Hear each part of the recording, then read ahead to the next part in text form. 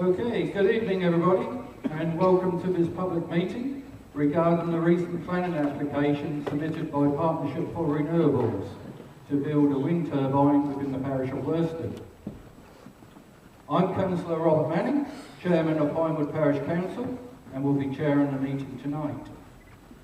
Before introducing the panel, may I first thank Pinewood Community Hall for their kind permission in allowing us to use this stylish venue. In the event of a fire alarm sounding, the hall evacuation will be via the fly doors on either side of the hall. We have a couple of apologies. We've received apologies from our district and county councillor, Councillor David Busby, and also from the other district councillor, Councillor Peter Burgoyne. On the panel tonight we have on my immediate right Mr. Tim Yo, our local MP. Next to him is Mr. Peter Evans, co-chairman of Stop the Ipswich Turbines. And on my extreme right we have Mr. Richard Dexter and Mrs. Jean Purkiss, who are members of the Kessingland Action Group against their wind turbines. On my immediate left is Councillor David Cobbold, Chairman of Pinewood Belstead Parish Council, and is representing the three affected parishes. Finally, next to him is Mike Barnard, a specialist planning consultant. The reason for this meeting is to inform the local communities as to the impact that this planning application would have on all our lives if it was to be successful. A brief recap on the stages that have transpired before the application was submitted will set the scene, but will be explored more fully by the speakers later on. The applicant, PFR, have changed the goalposts several times on the numbers and location of the turbines on this piece of land which sits between and close to the communities of Worsted, Belstead, Pinewood and South West Ipswich. They started with 3 on Ipswich Borough Council land on the Belstead side of the railway line, which was then later reduced to 2. Then, much later on, to 1 on this land and 1 just over the railway line on land owned by the oldest family. Finally, a few months ago, they settled on making the application only on the oldest land and calling it the Pannington Hall Turbine. I will now call each member of the panel to give a brief address on their particular aspect of the planning application. If you have any questions on any matters mentioned by any of the speakers, please could you save them up until the end of the speeches. This will allow the speakers to keep within their time limits and not to be sidetracked, which may mean important facts are missed. After all have spoken, we will have an open to the floor question and answer session. So I'd like to first of all call Councillor David Cobbold to give a tri-parish verse. David.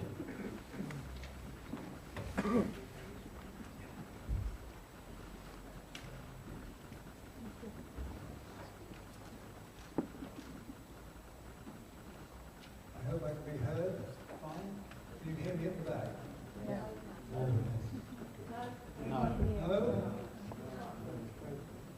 Obviously his PA is better than mine. Can you hear me now? 2 months. Well, thank you, Mr. Chairman. Now, on behalf of Belstead, Pinewood and Worsted Parish Council, I just want to headline the main concerns. We can dot the I's and cross the T's when we come to the question and answer. Before we get to the serious business of the night,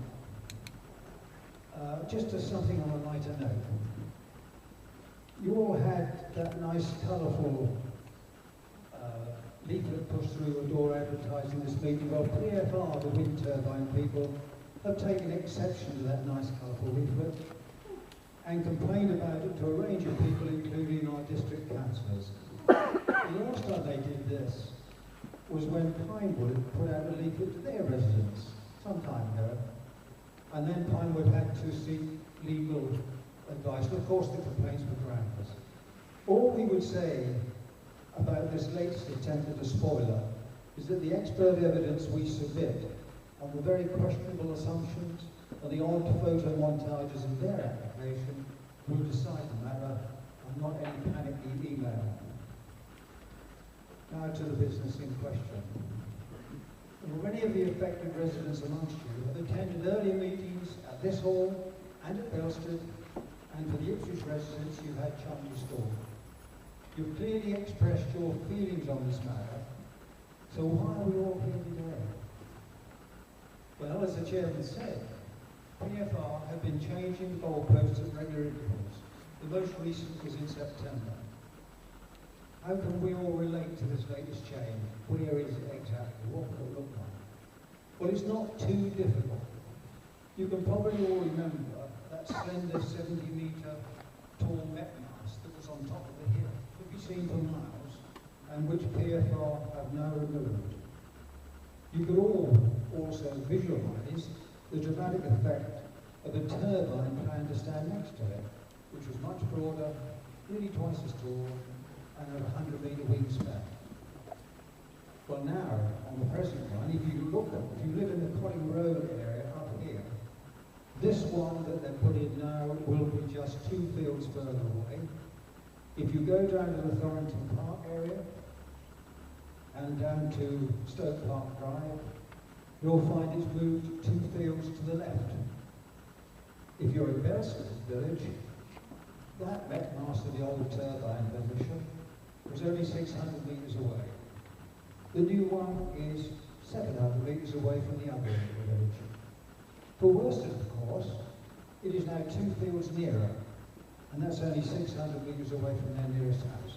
If you want to gauge things for yourself, you just look on the hill where there is a line of pylons which are about a field away in front of the turbine, and they go right along the bridleway. They're 25 metres tall. If you look at this nice thing, the smallest pylon are those. The turbine itself is 5 times as high. The other one on there, in red, the taller pylon, are the 2 radio masts, which are on the A137. They're a bit further away. So that's 3.3 times the height of those pylons. So if you want to gauge it yourself, that's how you do it. And of course, the other thing is we will see them as we travel within our communities. It's on a hill towering over us, will be the dominating feature for all the public access places in this area. And so far as the likely effect on residents goes, then nothing has really changed, except we now know we have only to the 28th of February to let Labour have our response.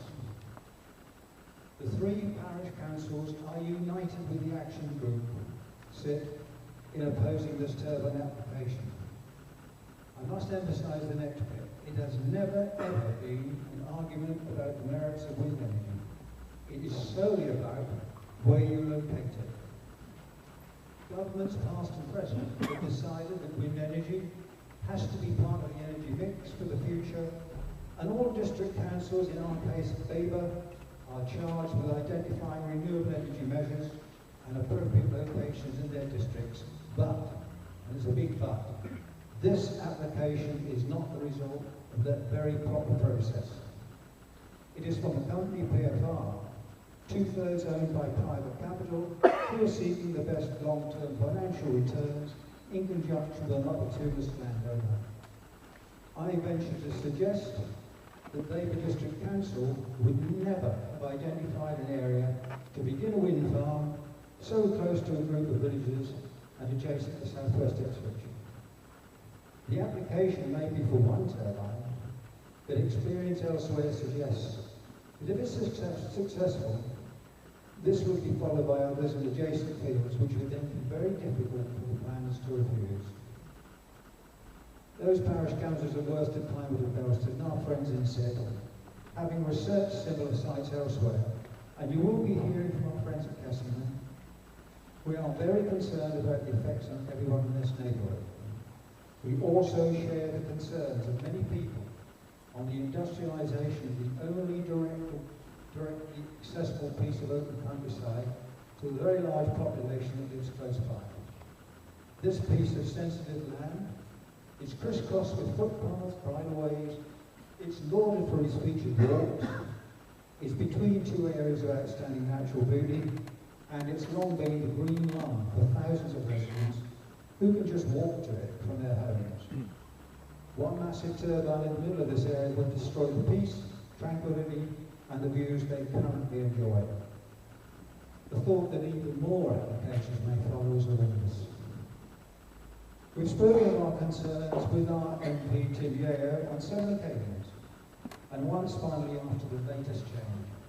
We thank him for holding local surgeries here and listening to his residents, and for his support for our residents. Now we come to the thorny question of consultation, asking us what we think. There has been by PFR no adequate consultation. The PFR exhibitions, sometimes called community surgeries, mainly daytime, during the working week, are being claimed as consultations, even if they were mostly about locations that are no longer being pursued. PFR did not present themselves for questioning at evening meetings in any of the parishes affected until very late in the process, at Belstead and Pinewood, where they said, there is nothing you can say now that will change anything. After which, of course, they changed the goalpost yet again. Worsted, residents now quite close to the turbine site, has never had any consultation of any sort. Your Southwest residents who are here, you did have one. You had an evening just over a year ago featuring a rather inept presentation by PFR and then a 10-minute input by the SID co-chair, Peter Evans, at a packed Charnley School hall. Now those of you who are present will well remember the acclamation afforded to the Peter Evans effort and the hostility shown to the PFR proposals. And again, I would remind you that since then, the shuffling of the pack by PFR has changed very little in the effect on all of us. But what about the community getting some sort of compensation? The money. It isn't in the, if you like, the levels that we could get if we were being fracked. But PFR has increased its offer of money for community benefit to what is still a reasonably small amount for a bribe, considering it's between 4 communities and thousands of houses. This community centre here has hosted regular meetings of our parish councils with SIT to coordinate our research. And one of our problems is that the planning rules put in place by previous governments to facilitate turbines do not provide adequate protection for residents. Our research has convinced us that residents will suffer serious problems to which there is no effective mitigation when a turbine is operating. And you will hear a bit more from Kessingland about that. And the amenities provided by this area of open countryside would be severely compromised. Consequently, as a group, we have employed the services of Mike Barnard, a leading planning consultant. And we are employing and instructing a landscape architect on your behalf, for which we are still seeking a final bit of funding. If you feel so inclined to go to the SIT website, you can put your money in there. Finally, just the final bit. Why is it so important for everyone in this area to send their views to paper? Are they going to listen? Of course they are. But things have changed in the last 12 months. That rather splendidly proportioned government community minister, Eric Pickles, you all know him, has directed that community views should now not be overridden. He's the man responsible, he's in charge. He has in the last 6 months followed this by taking decisions out of the hands of planning and building inspectors and making the decisions himself to reflect the importance of community views. This is new. This is an emphasis on us, and this will influence future appeals. Now, we want you to write because an absence of views in letters or emails to paper could allow PFR, and this has happened elsewhere, it could allow PFR to try to claim there was indifference or even support amongst the non-letter writers. So if you know anyone with strong views who perhaps couldn't come tonight, pass the message on. If they don't make their views known, someone else may use that to make assumptions on their behalf that they may not like. There was advice on all of this contained on the paper that was probably thrust into your hands as you came through the door. It's got the planning reference, address, an email address, and an example. We can provide more copies, and there will be people in the kitchen area who can help, but please, just keep it simple, in your own words, with your own views, not anybody else's, your own views. Thank you very much for listening. Thank you, Mr. Chairman.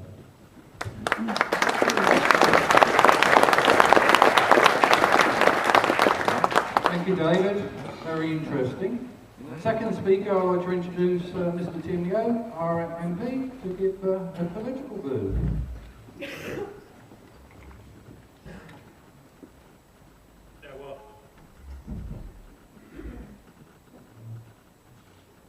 Thank you very much, Mr. Chairman.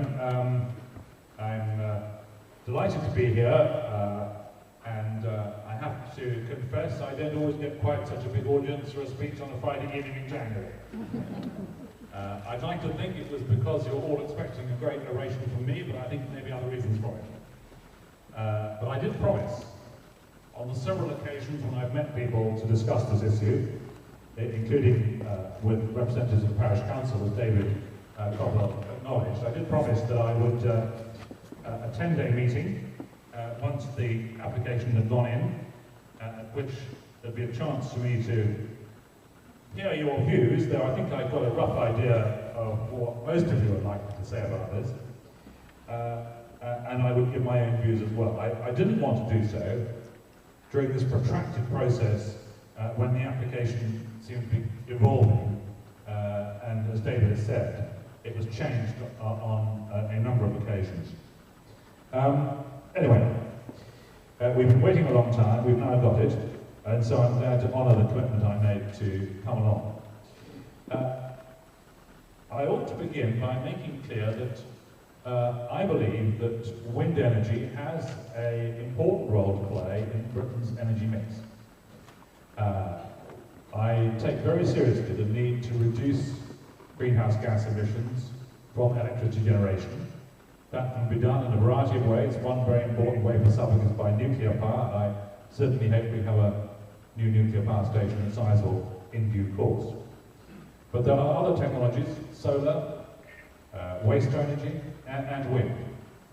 And onshore wind turbines do have the potential, over the next 10 years, to become almost competitive with other forms of generation. I believe that onshore wind will not need a significant subsidy within 10 years.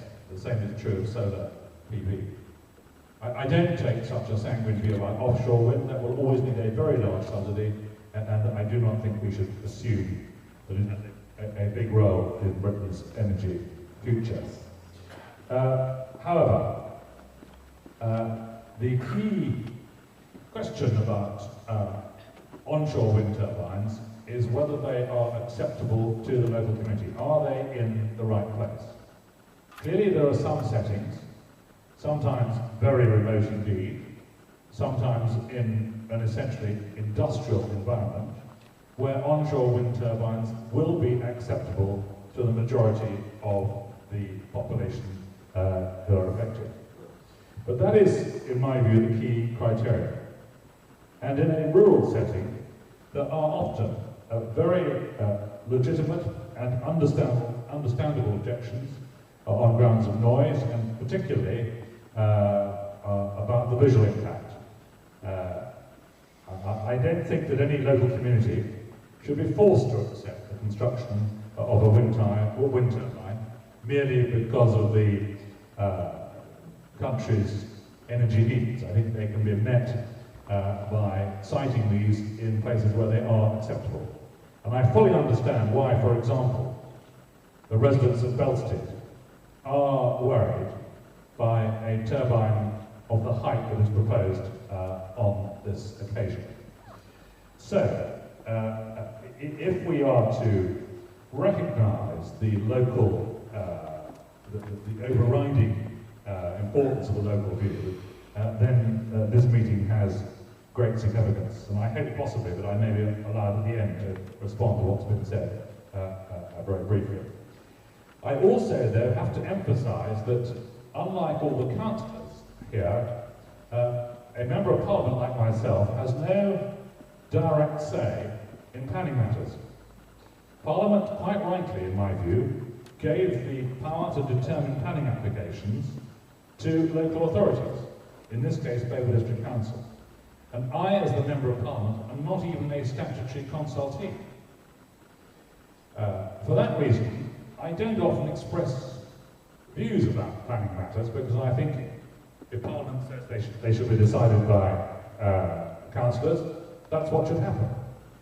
But occasionally, where there is a proposed development which affects a very large number of people, or which there is a very strong public view, and which on occasion like this I suspect is overwhelmingly of one particular persuasion, then I think it is reasonable for me to try and assist the vast majority of my constituents in obtaining getting their way. I have to say that even though I express my view, the local council is entirely at liberty to ignore it completely. And in the case of Belstead District Council, they very frequently do ignore my view completely. So I suspect that it's your view, the vast majority of people in this hall, who will have at least as much influence as I do. But nevertheless, I'm willing to do what I can to help. If the local opinion is very clearly strongly against this, I will give my full support to the objectors. I shared actually the concern that David Cobbold referred to about the timing of those, I'm not sure they're called consultation meetings of some sort. Neither of them were possible, the ones before Christmas were possible for me to take part in. There were days when there were heavy engagements in Westminster. So that didn't really help matter. They're obviously, Partnerships for Renewables have been in touch with me directly.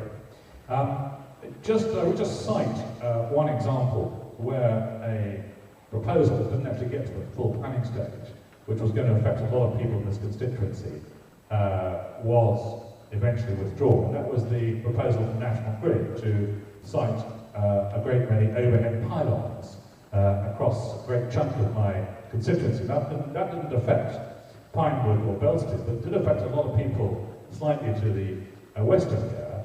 And I think the campaign that defeated that was a model of its kind, really. It involved all the local councils coming together.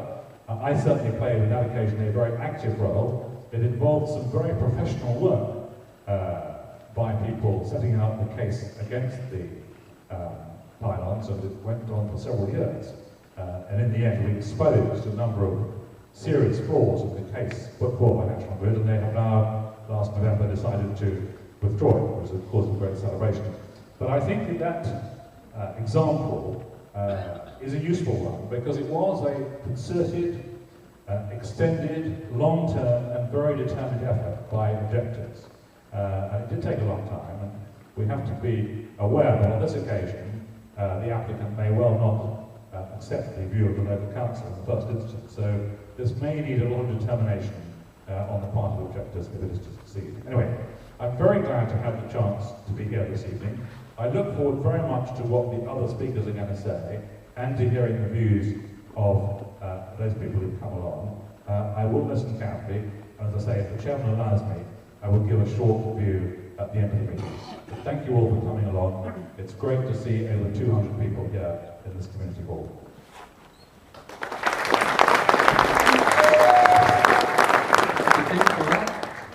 Okay, I'd now like to call our two friends from Kessingland to give an authentic view. They've actually experienced the problems.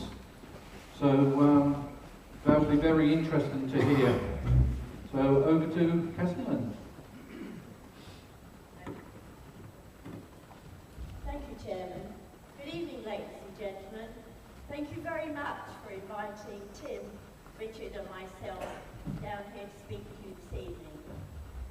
In 2006, 2007, we were in exactly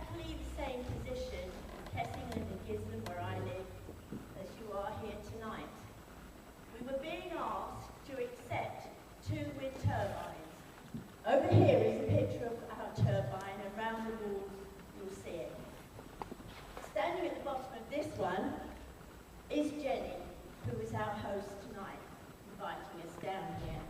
You can get an idea of what it is against Jenny and the turbines. We three feel very much at home here tonight because of what's behind us. We live with this view 24/7 outside our homes. My home is 700 yards away from that turbine. And Richard and Tim will tell you how far away they live. Now, going back to 2006, 2007, I was the parish chairman vice in those days, and when it was mooted by our then MP, a gentleman called Belstead, that 2 turbines were to be erected in our village, we had no idea. We listened to what Bob said to us. We met with our district councillors. We met with the then proposed developers, which were SLP Engineering, or Energy as they were called in those days. We met with our villagers, and we listened to what everybody had to say. There wasn't another village community like ours who could come and talk to you about what it's like living in these metal monsters. So between the parish council and the village, we thought, well, our government, the people who know, are asking us to accept turbines in our village. We need to do something about helping our country. We know we've got to be green. Okay, everybody tells us it's great. We were assured that we could stand where Jenny is standing underneath the turbine and we wouldn't hear it. True, there are times when you can stand where Jenny is underneath that turbine and you won't hear it. But that isn't very often, I can assure you of that. So the whole village, apart from a few objectors, and I must give him his due, good old Tim over there in the corner was one of the folks at that time who was against the turbines. But the majority of the village felt we'll support our country, we'll support our politicians, and we'll go with it. So we agreed to accept 2 turbines in our village. Well, ladies and gentlemen, that was the biggest mistake of our lives. We had absolutely no idea what was going to happen to us. Our quality of life has gone out of the window for the majority of us, especially those of us who live so near to it. We can't get away from the noise. Turbines make a hell of a noise. We also have the most awful problems with our flicker. Now, you've heard your MP, and you see that you have your district councillors here. They will encourage you to go ahead, as we were encouraged by Waverley District Council. But these ladies and gentlemen here, and this gentleman on my left, I am sure does not live where the proposed turbines are. Because once you get them, you're stuck with them. And it's no good complaining to these gentlemen here in the front row about the noise, you can't sleep at night, about the trouble you have with flicker. It's done, dusted, finished. They won't turn them off, and you know that's right. I know that's right, because I'm fighting this in my own village. So ladies and gentlemen, I won't take up any more of your time, but I will urge you, each and every one of you here tonight who has got any concerns about living with wind turbines, read some of these problems around the wall. A lot of them are about the village. Support your people here on the stage who are helping you to retain your beautiful quality of life where you live. Write to your council, take a note that your MP here tonight has said if there is enough support against them, he will support you. Hold him to that, note it, minute it, because he said it before 200 people, and he can't walk away from that. So, ladies and gentlemen,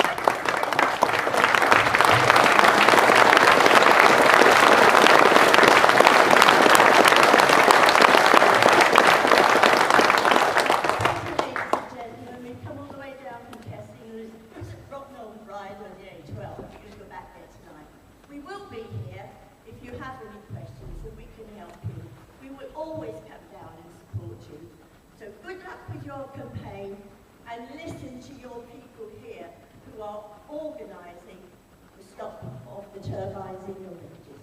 Thank you.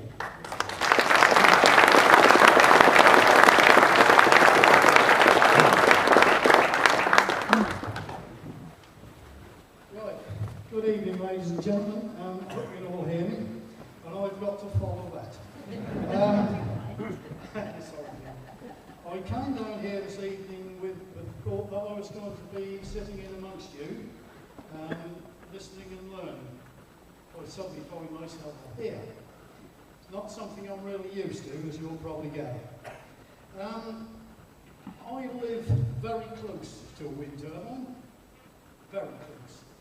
530 yards away from my bungalow, and some 80 feet above my bungalow as the base. So when I look out of my back window, I see this massive thing filling the sky. I'm not happy about it. I was not happy about it from the start. Unlike Jean, who was in favour of these things initially, I was not. The noise, I've had 2.5 years now of this noise. Summertime, it makes using the garden very unpleasant during the day, and of course in the evenings and night time, we don't have our windows open anymore because we can't stand the noise. Not too bad in the winter. Who wants the window wide open in the winter when it's cold? Summertime, it's a different matter. Nice warm evening, and there we are in bed, sweating, because we can't have the windows open. We've complained about this, and to be honest, I've not found our local authority very helpful at all. They say they can't do anything about it. I think they can, but they want to. Various other bits and pieces of these things. Sorry, I've lost the thread, but put the glass on, I can't see my notes. And these are hurried notes, as I said, I hadn't intended to speak.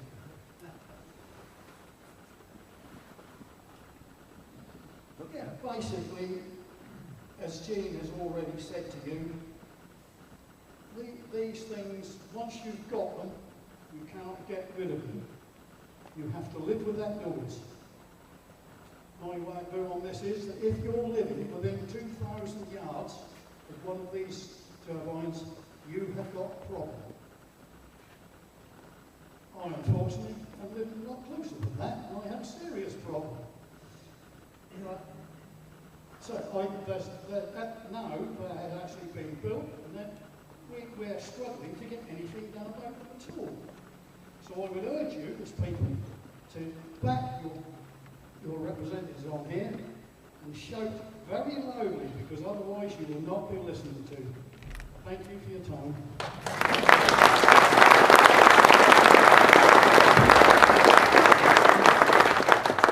Thank you for that. Okay, our next speaker will be Mr. Mike Barnard, who's a specialist with his views on the turbines. Thank you very much. Pleasure to be here. I come to speak at quite a lot of meetings for wind farm action groups, and I always say to people, I'm really sorry that I'm here, because it means you've got a problem. Specialist planning consultant is a bit grand. I mean, 10 years ago, I was in exactly the same position that you were in. I lived in a small village outside Cambridge, and there was a planning application for 16 turbines, 100 metres high, which in those days seemed to be very tall. And I joined the action group, and we took it through to the council. We won the council, then they appealed, and we took it to a planning inquiry, and we won that as well. So from our perspective, I mean, life is okay. Unlike the Kessingland experience, I feel very sorry for you indeed. Since then, you gain a lot of knowledge about how to fight a wind farm application over that period. It took 2 years for us to take it right the way through to a planning inquiry. And since then, I've been helping other groups, and I've helped about 40 groups now, helping them put their case together, helping them make sure that the arguments that they're putting forward are solid and planning based. And we've had 25 decisions, of which 20 have been refused. So the first message I'd say to you is, this is winnable. Very winnable, having looked at your situation. So Because lots of people say to me, it's government policy, you know, you're supposed to have these things, you aren't going to win. Well, it is government policy, as Tim has said, that, I mean, the government is behind renewable energy, as I am. The government is behind wind energy, which I think I am as well. But at the end of the day, the government says very clearly that if a wind farm scheme is proposed in a location where the economic, environmental and social impacts cannot be addressed satisfactorily, then it should be refused. And lots of wind farm applications are refused on that basis. So what you've got to do is really pull your arguments together to say, this is an inappropriate site for a wind turbine of the size that is proposed. And can I just say now, your argument has nothing to do with climate change. It's got nothing to do with global warming. It's actually got nothing to do with government policy. It is purely about the local impacts that this scheme is going to have on your neighbourhood, on your lives, on the way that you're, for the next 25 years, are going to have to live with this thing. And I think the Kessingland experience is a very good call to arms in terms of everybody thinks that. And I come across lots of people who say, I live 2 kilometres away, it's not going to affect me. I say, it is going to affect you. I mean, there is absolutely no question that you can live with these things.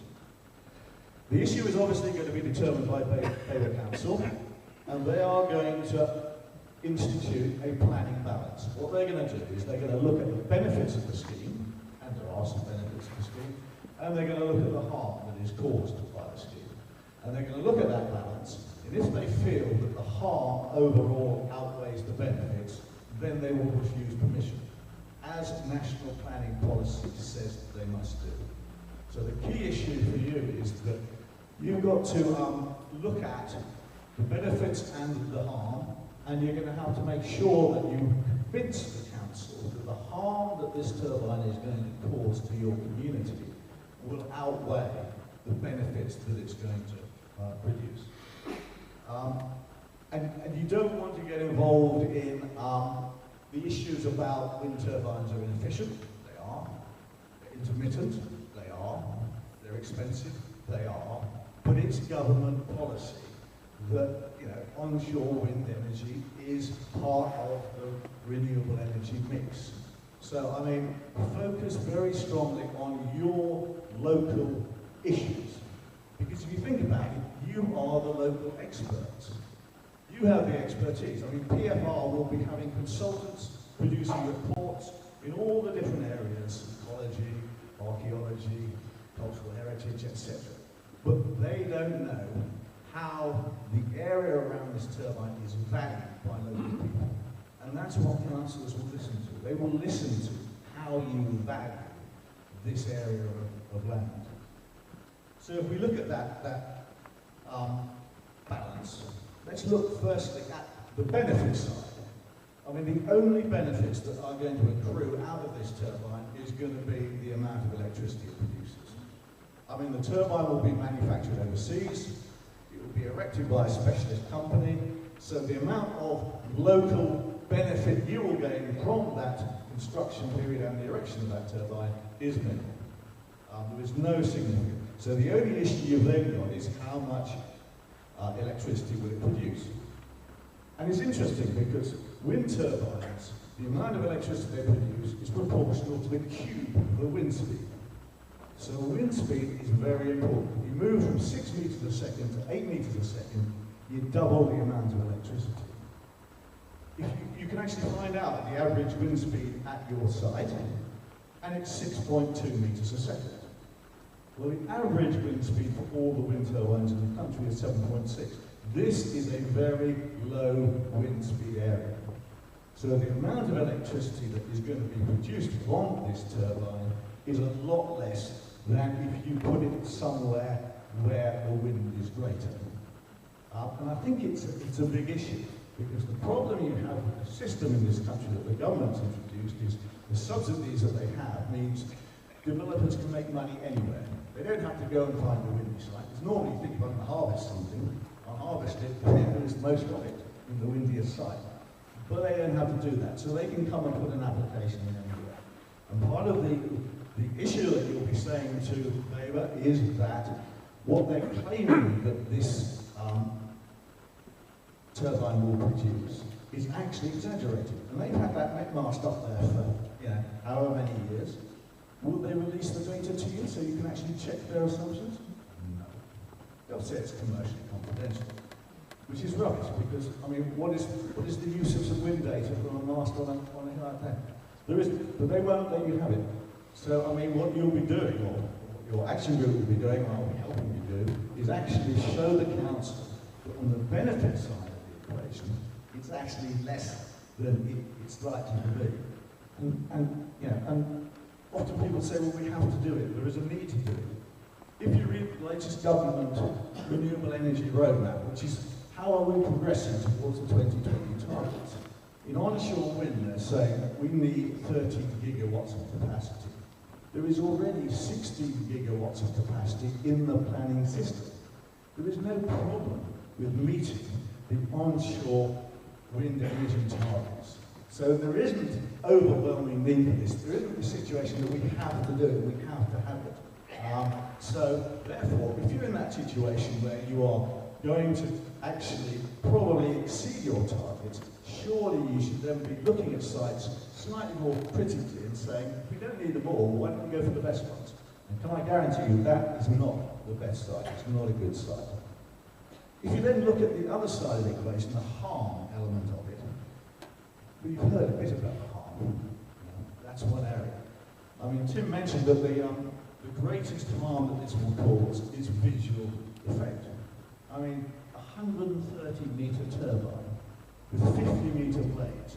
I mean, you cannot envisage how big that is going to be. I know that there are quite a lot of wind farms around at the moment, but I don't know any wind farm in this region that has 130-metre blades. Now, this will be one of the biggest turbines in the country. Why does it need to be so big? Because most industries, as they evolve, get smaller. The reason it needs to be so big is because this is a low wind area, the wind speed increases as you go up, and therefore what they're saying is, I want to maximise my commercial return on my profit, I don't care about the impact it's going to have on anything else, I will go for as big as I can go, and 130 metres is as big as they produce at the moment. So that's, and in terms of the visual impact, it will impact on landscape character. I mean, you are currently here, the landscape is defined as ancient estate farmlands. That's your landscape character designation. It will become ancient estate farmlands with turbines. That will be the new definition for it in the area around it. And it's interesting because, I mean, David's already mentioned that the issue of precedent. You will find that if you go out into the fens, where there are lots of turbines, that virtually every wind farm that's gone in has had an extension from next to it, and other wind farms. And I know that, I mean, having travelled up and down the country, is that you get the Humber Valley. I mean, it becomes wind farm alley. Swaffham is, in the sense of it, the same. They actually wanted their 2 turbines, exactly the same as Kessingland. Then they got another 6 turbine wind farm outside, and there are more proposals there. Because what happens with developers is they say, if the landscape is already degraded, the baseline changes, and therefore we will, in a sense, it becomes a more attractive location. So that is a major issue. In terms of other visual impacts, obviously residential amenity is a big impact. And if you're 500 and whatever yards you were away and you look straight at the turbines, that should not have got through the planning system. Because even though you don't have a right to a view, if your house becomes an unattractive place to live, then that is a reason for refusal. And around this turbine, because it's so big, you can't mitigate the visual impact. There's nothing you can do. If you put a shed anywhere, the council will be saying, put some landscaping around it. You can do nothing about 130-metre high turbines. So that impact will be there, and you can't mitigate against it. So there will be significant visual residential impact on the houses that are around it. It will also have a significant visual impact on cultural heritage. The settings of listed buildings, the settings of scheduled monuments, registered parks, conservation areas, etc. I mean, because these things are so big, they will have an impact on our cultural heritage. And having looked at the site, there is quite a lot of cultural heritage around it. And one of the things we'll be doing is looking at each of those and saying, well, what impact does this turbine have on the settings of those? And that's our history. I mean, you can't replace it. You can't replace cultural heritage if it's listed building or whatever. So that's another impact on visual amenity. Then there will be visual impact on public rights of way. I mean, the noise, and the key issue about visual impact of turbines is, you know, people often say, well, we have pylons across the countryside. I mean, surely that's exactly. Pylons don't rotate.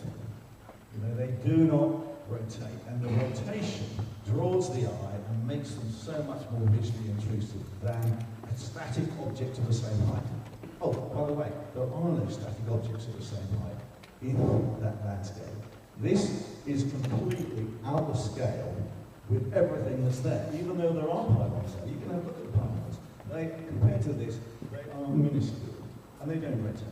So there is no way anybody can say that putting a turbine into a bit of rural England will not have a significant adverse visual impact. And they admit that. What they say is, oh, that's acceptable because of all the electricity it's going to produce. So what we're going to do is actually prove to them that it's not acceptable, and by the way, there is going to be a huge amount of electricity produced, and the planning balance is overwhelmingly against this thing and should be refused. So that's visual impact. In terms of the other issues that we have, I mean, noise, I mean, I'm not going to say anything about noise. You've heard what it can do. All I would say is that the government, when they introduced onshore wind turbines, normally if you did any industrial development, it would be 5 decibels above background. That's what you'd be allowed. They knew that they're going into low volume areas, rural areas, low background noise, and so they actually changed the methodology, and they actually biased the pitch against people who are trying to protect their residents. So, I mean, noise, you can understand what happens is once these things are built, millions of pounds have been put into them, you ain't going to get anything changed once they're up there. Because councils find it very difficult, because they're having to work within this rule, that's all 97, and it becomes quite difficult. And noise is the biggest problem, because noise is health. You know? And the key thing about turbines, the noise, is that every other source of noise dies away at night. You know, 3 or 4 o'clock in the morning, it's quiet. If the wind is blowing, turbines will be producing maximum noise. Yeah, that's it. And therefore, and the way that they sort of look at the noise is they average the background noise right across the night. So, you know, you get to that really deep point when you 3 or 4 o'clock, everybody's trying to get to sleep. And they admit that, I mean, yeah, if you get woken up, you're actually sleeping again. And there's research now which says that turbine noise is 3 times more annoying than background noise from the A14, because it's rhythmical. And that's what gets you. Yeah. So even if you have the same amount of noise from the A14, you could live with that. You will not be able to live with the same amount of noise from the wind turbine. Ecology, I mean, in a sense, you have to look at, I mean, the turbine itself and the access tracks isn't a big construction issue, but turbine blades aren't going around, and they go quite slowly. They're only 19 revolutions a minute, because they're 50-metre blades. The end of the blade is travelling at 200 miles an hour, and that's quite dangerous to fly within the area. Shadow flicker, I won't go into. You've heard about the issue of shadow flicker. Aviation, sometimes turbines are turned down because they impact on radar. People often say to me, oh, we have low-flying aircraft. They'll just put them on the map. They won't. That's not a reason for refusal. So over all of those areas, what we're going to do is build a case up which says the harm that this turbine is going to cause in all of those areas. If you put all of that together, you throw it into the balance against those benefits, and you look at it, the balance is just going to get chunked. And that's the argument that we've been putting to Labour, which says that the harm will outweigh the benefit, and therefore, under the National Planning Policy Framework, you have to refuse this application. So that's, in a sense, the planning reasons for doing it. Then there's the issue of, okay, you're here, presumably because most of you are against this scheme. How are you going to help get it turned down? Because I mean, I've now dealt with 40 odd action groups, and they vary. You know, some, I mean, I've had very few who've been able to turn out this number of people, which I think is fantastic. But if all of you went away tonight and just said, I'll get 2 more people on this thing, you'd have another 600 people supporting your campaign. And it is a bit of a numbers game. Labour, as David said, the council is under pressure from the government to do something. Any council that sees an area where they don't think there's much opposition, there is a tendency to say, oh, well, fair enough. And in a sense, it's a bit of Kessingland, because I don't think there was as much opposition in Kessingland as you are showing here. So I think that, yeah, that's part of the reason. I know the one at Kettering, you know, as you go up the A14 at Kettering, there's one on the left there, that went through with no opposition. And the one out near Warboys in the Fens, there are people now regretting the fact that they didn't stand up and say, I don't believe everything you're telling me, Mr. Developer. So what have you got to do? Well, I think the first thing you've got to do is not rely on other people to do everything. So just because you write a letter and maybe join the group, I mean, if you want to get this thing overturned, the community has to work together, and it's hard work. You have to get out there, because, I mean, David's already said it, that the PFR will claim that anybody who doesn't oppose it is therefore either in favour or doesn't mind, and therefore they're on their side. And they will claim that you are just a vocal minority. So what you've got to do is actually prove you are vocal, hopefully, that you're not a minority, that you do represent the overall opinion. Because there's been new guidance issued on how planning should cope with wind farm applications, and Mr. Purkiss has given much greater weight to local opinions on amenity, on landscape, and other factors. So it is turning in your favour. But what you have to do is to show people, you have to provide the evidence that you're going to do. Because what I say to every group that I talk to is you don't want to be in a position that you say, if only I tried a little harder, if only I'd given a bit of money, if only I'd actually gone out and delivered some leaflets. Because you cannot get yourself, because that turbine will be there for 25 years, you don't know what's going to come in the area around it, and at the end of 25 years, they say, oh, we'll take it away, it's reversible. In the end of 25 years, we'll still need renewable energy. They'll just apply for planning permission. I mean, the earliest wind farms down in Cornwall that are coming up for the 20-year, there's one down in Delaware, there's just applied for repowering. And the original ones were 40 metres high, which was quite big in those days. Do you think the repowering is the same size? No. The repowering is a smaller number, but huge. So that's the issue that you're facing. This is the worst development that this area can face, the most intrusive development that this area will ever face. And therefore, you've got to get yourself behind these guys. I mean, you'll find in everything that a few people will do most of the work, that's fair enough. But the more help that they can get, and people maybe don't like going out knocking on doors, but knocking on doors is necessary, delivering leaflets, whatever, providing them money so you can get a landscape architect, you can get the necessary support, is so important for you guys. And you've got to do it if you want to overcome it. And the issue you've got is that, I think you've got a good case. So, it's not as though you're saying, well, at the end of the day, it's, the chances of winning are small. They're not.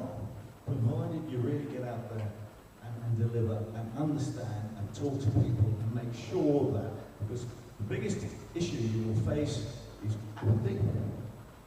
Yeah.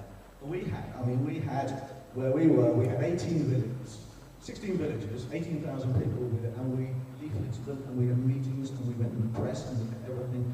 And in those days, the press was interested, we were on the telly, and he still went into people in villages 2 kilometres away, and they said, what would there will still be people who just don't understand. So and the developer PFR will do nothing to create awareness. They want everything to be absolutely quiet, because then they can say, oh, there's not much opposition. So you've got to do it yourself. So write your local paper, do things, and if you do all of that, then you give yourself the best chance, because that's what you've got to do, so that when this goes through paper and they decide and they say, oh, we'll approve it, then you say, oh, perfect. So anyway, good luck, and you've got a good case, and I will be there alongside the law. Thank you.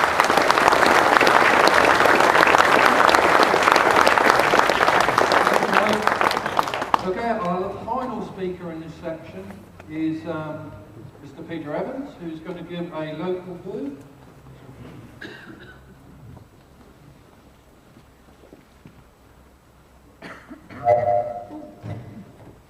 I represent the SIP group. The very reason you're here tonight, we organised this and we've organised everything so far. We have members right across the whole local area.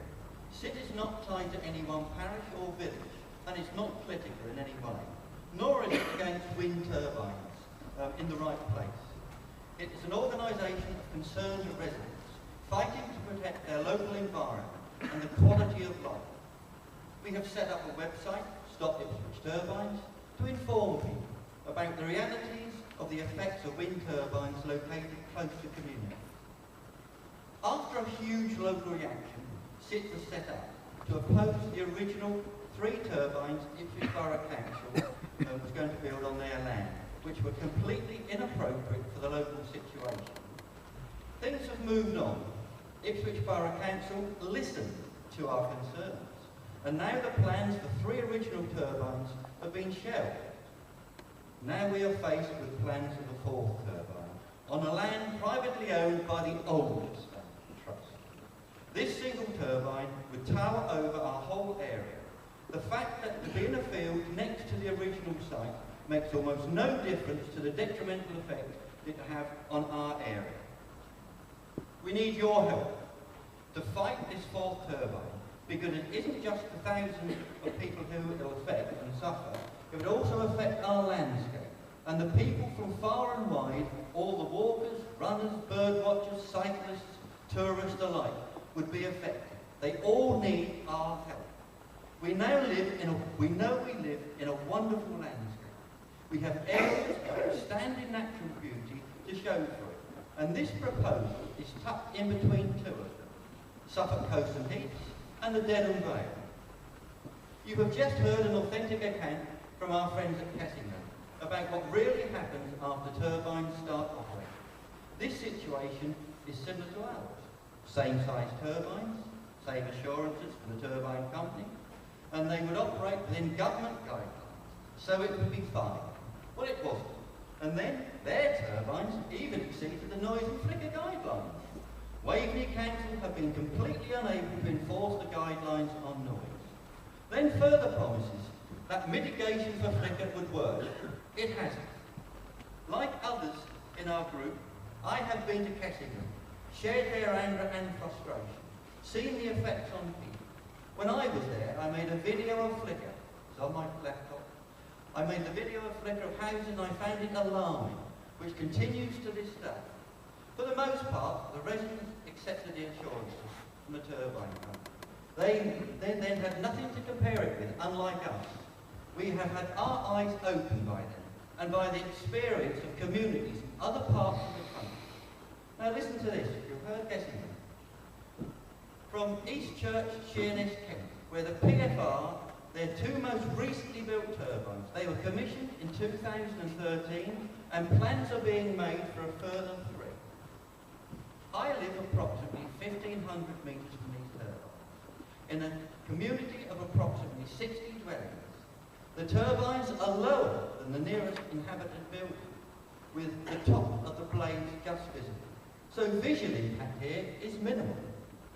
From a noise perspective, much depends on the wind direction and speed. As wind increases, noise becomes intrusive. My residents locally have found it necessary to close the windows, particularly at night, when the background noise becomes less, the turbines become louder. This aspect is more so during the summer months when there is a need for more air in the houses. No objections from the residents at East Church were lodged when planning was made, as they were not aware then that the noise would reach them and that which is basically 1 mile away from their houses. They are now very aware of the problem. And another complaint from Her Majesty's Prison East Church Cluster in Sheerness, Kent, have just had 2 wind turbines installed in their grounds, and we live 3 turnings away. We were told that there would be no noise, but the noise of these 2 turbines is very noticeable, as well as the constant pulsing of the red lights on the top. So I feel sorry for the residents who live near the turbines of Her Majesty's Prison, Camp Hill, Isle of Wight, as your houses will be devalued, and as I and my fellow neighbours found out to our expense, and the droning will drive you mad. Other campaigners by other groups have shown what can be achieved by people standing together and making their views known. But we must all, not just the people in this hall, we must all let everyone, and particularly Baylor councillors, hear us. If we don't speak up now, loudly, vigorously, to object to this vile intrusion on our beautiful landscape, we may soon find ourselves living in a noisy industrial environment with giant turbines pulsating all around us. Please support our campaign.